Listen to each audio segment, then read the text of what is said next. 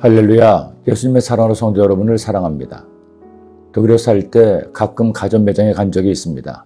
매장에 가보면 독일 제품을 비롯해서 유럽과 미국, 세계 각국의 제품들이 전시되어 있었습니다.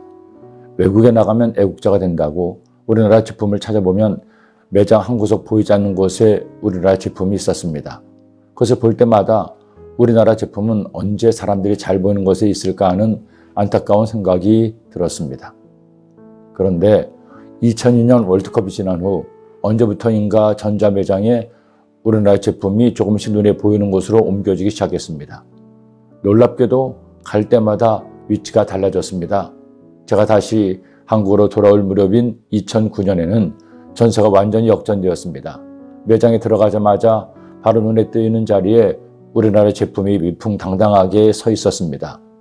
그것도 엘모전자와 에스모전자가 서로 앞다투어 경쟁하고 있었습니다.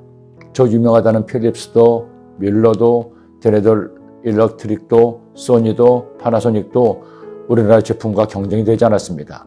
나중에는 개인이 기분이 좋아서 집 근처에 있는 전자매장에 물건 사러 가는 게 아니라 놀러 가기도 했습니다. 그런 가전제품 중에서도 세탁기는 타의 추종을 불허합니다. 뛰어난 성능에 감각적인 디자인까지 이제는 세계에서 명품으로 인정을 받고 있습니다. 거기에 한술 더 떠서 옷의 먼지를 제거하고 구김을 제거하는 스타일러 같은 제품이 나와서 가전업계를 선도하는 것을 보면 대단하다는 생각을 하기도 합니다. 애굽에서 나온 이스라엘 백성들은 하나님의 인도하심에 따라 길을 떠납니다. 하나님은 구름기둥과 불기둥으로 그들을 인도하시고 보호하시죠. 그런데 하나님은 한 곳에 그들을 머무르게 하십니다. 바로 시내 광야입니다. 그곳에는 거룩한 산이라고 불리는 시내산이 있었습니다. 하나님은 그 시내산에서 모세에게 율법을 말씀을 주시기로 작정하십니다.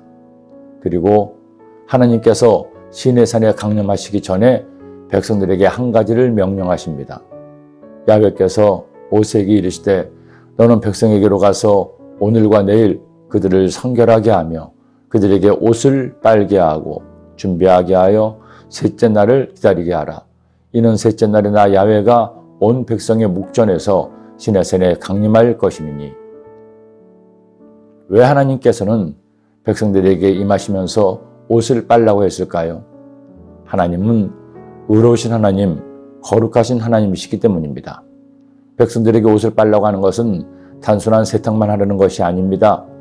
옷을 빨아 깨끗하게 하는 것처럼 그들의 영혼도 죄를 회개하고 정결하게 할 것을 명령하신 것입니다. 그러게 우리가 주님께 나와 예배를 드리기 위해서는 날마다 주님과 동행하는 삶을 살기 위해서는 가장 먼저 해야 할 일이 있습니다. 내 옷을 빨듯 내 영혼을 성결케 해야 합니다. 옷만 세탁기에 스타일러에 넣어서는 안 됩니다.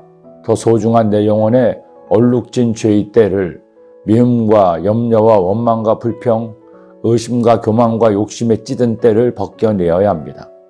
그래서 내 영혼이 성결해질 때, 깨끗해질 때 의로우신 하나님, 거룩하신 하나님이 우리를 안아주시고 의의 길로 인도하실 겁니다. 하나님께서 오늘도 나에게, 우리에게 새 날을 주셨습니다. 이 새 날이 나에게 가장 행복한 날이 되게 합시다. 제일 먼저 주님께 나의 모든 죄를 회개합시다. 내 영혼의 묵은 때를 주님의 보혈로 씻어냅시다. 그래서 주님을 새롭게 만나는 여러분이 되시기를 기도합니다. 기도드립니다. 사랑의 주님 고맙습니다. 오늘도 주의 말씀을 주시니 이 말씀 마음에 꼭 새겨서 말씀 따라 살아감으로 승리하는 주님의 자녀 되게 하여 주옵소서. 옷을 빨듯 우리의 영혼을 날마다 주의 보혈로 성결케 하여 주시고 성결한 영혼 속에 주님의 은혜의 담비를 나려 주옵소서. 예수님의 이름으로 기도드립니다. 아멘.